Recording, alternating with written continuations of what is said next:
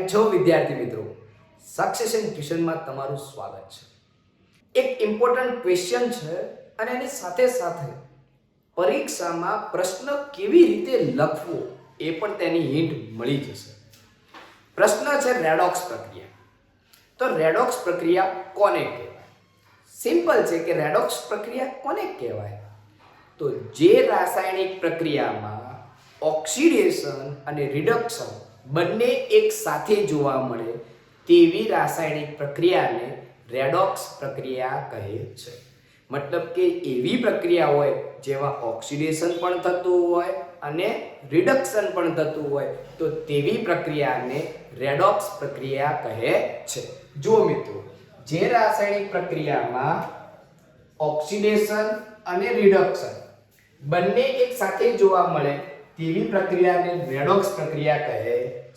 એનું બિલકુલ સિમ્પલ ઉદાહરણ છે કે CuO કોપર ઓક્સાઇડની ઝીંક વધારે સક્રિય ધાતુ છે એટલે એથી કોપર છૂટું પડ્યું. જો ઝીંકના અંદર ઓક્સિજન હતો નતો, આવી ગયો તો ઓક્સિજન ઉમેરાય તો એને ઓક્સિડેશન કહેવાય, ઓક્સિજન ગુમાવે તો એને રિડક્શન કહેવાય, જે તમે જોઈ શકો છો. બસ જો 2 માર્ક્સમાં પૂછાય તો આવી રીતે સમજાવવાનું. તો હવે પ્રશ્ન કે સાહેબ 3 માર્ક્સમાં પૂછાય તો શું લખવાનું? તો આ તો લખવાનું જ, સાથે સાથે ઓક્સિડેશન અને રિડક્શનની વ્યાખ્યા આપવાની અને એનું એક ઉદાહરણ લખવાનું. જેમ કે ઓક્સિડેશન કોને કહેવાય? તો જે રાસાયણિક પ્રક્રિયામાં ઓક્સિજન ઉમેરાય અથવા હાઇડ્રોજન ગુમાવે તેને ઓક્સિડેશન કહેવાય. જેમ કે Mg+O2 gives to MgO. Ready ને? રિડક્શન, જે રાસાયણિક પ્રક્રિયામાં ઓક્સિજન ગુમાવે અથવા હાઇડ્રોજન મેળવે તો તેવી પ્રક્રિયાને કહેવાય રિડક્શન. જેમ કે સોડિયમની હાઇડ્રોજન વાયુ સાથે પ્રક્રિયા થાય તો સોડિયમ હાઇડ્રાઇડ બને. ચલો રેડી? ખબર પડી ગઈ? ઓકે.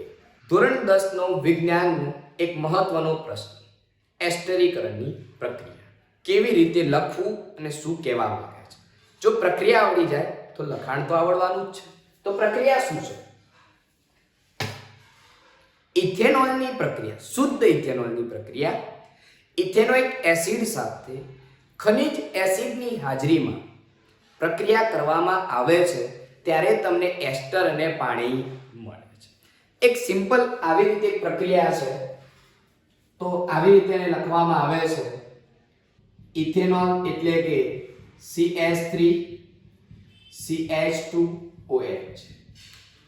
એની પ્રક્રિયા ઇથેનોઇક એસિડ સાથે કરવામાં આવે છે ત્યારે કયા માધ્યમમાં? એસિડિક માધ્યમમાં ખનિજ એસિડની હાજરીમાં કરવામાં આવે છે. પ્રક્રિયા થાય છે ત્યારે એવું થાય છે કે અહીંથી H અને અહીંથી OH એ છૂટા પડે છે.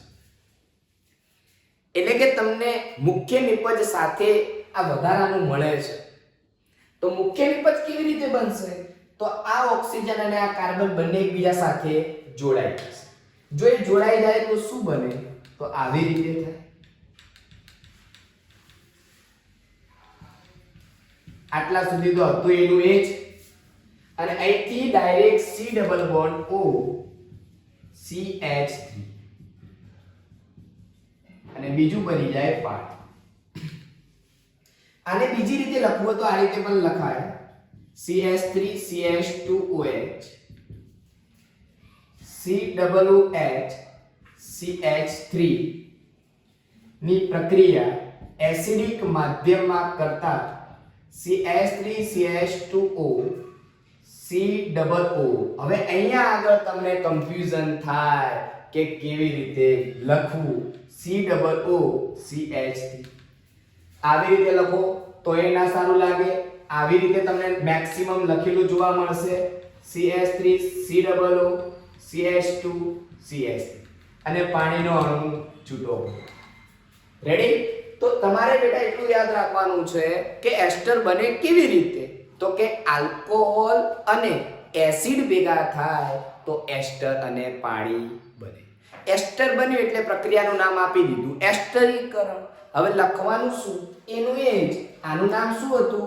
ઇથેનોલ. આનું નામ ઇથેનોઇક એસિડ, આનું નામ ઇથાઇલ ઇથેનોએટ, આનું નામ પાણી, આને શું કહેવાય? એસ્ટર. એટલે પ્રક્રિયાનું નામ થઈ ગયું એસ્ટરીકરણની પ્રક્રિયા. બોલો આવડે કે ના આવડે? આ જે એસ્ટર મળે એકદમ મસ્ત સુગંધ ધરાવે. શું ધરાવે? મસ્ત સુગંધ, મીઠી વાસ ધરાવે. હવે મીઠી વાસ ધરાવતું હોય તો ઉપયોગ શામાં થાય? અત્તર બનાવવા માટે, પરફ્યુમ બનાવવા માટે, વપરાશ કરતા વસ્તુ બનાવવા માટે, સુગંધીદાર વસ્તુઓ બનાવવા માટે તેનો ઉપયોગ થાય છે. થઈ ગયો 2 માર્ક્સનો મસ્ત પ્રશ્ન. લખાણમાં શું લખવાનું કે ઇથેનોલની પ્રક્રિયા ઇથેનોઇક એસિડ સાથે ખનિજ એસિડની હાજરીમાં કરતા ઇથાઇલ ઇથેનોએટ અને પાણી મળે છે. મસ્ત બોક્સ બનાવી દો એટલે તમારા માર્ક્સ રોકડા ક્યાંય જવાના છે નહીં. નીચે લખી દો કે ઇથેનોલની પ્રક્રિયા ઇથેનોઇક એસિડ સાથે એસિડિક માધ્યમમાં કરતા ઇથાઇલ ઇથેનોએટ એસ્ટર અને પાણી મળે છે. આ પ્રક્રિયામાં એસ્ટર મળતો હોવાથી આ પ્રક્રિયાને એસ્ટરીકરણની પ્રક્રિયા કહે છે. આ જે મળતો એસ્ટર છે એ મીઠી વાસ ધરાવે છે, માટે તેનો ઉપયોગ સુગંધીદાર પદાર્થો બનાવવા, પરફ્યુમ, અત્તર જેવા પદાર્થો બનાવવા માટે તેનો ઉપયોગ થાય છે.